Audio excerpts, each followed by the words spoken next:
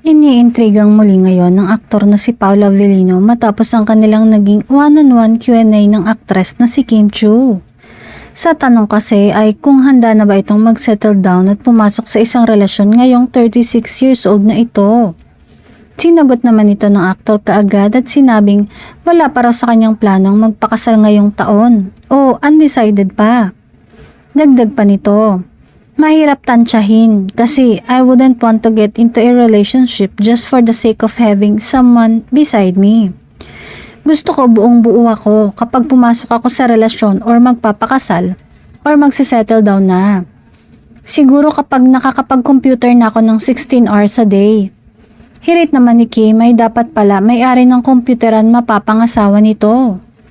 May mga umangal naman at tinawag na red flag ang aktor dahil dito. Komento pa ng ilan, kanya-kanya talaga. Other people didn't want to get married at all. So ibig sabihin, wala pa. Wala pang plans kay Kim Chiu. Hirit naman ng isa.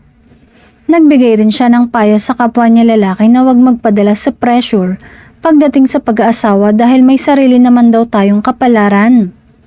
Umamin naman si Paolo na gusto niya si Kim pero gaya nga ng sagot niya ay undecided pa siya tungkol sa usaping settle down.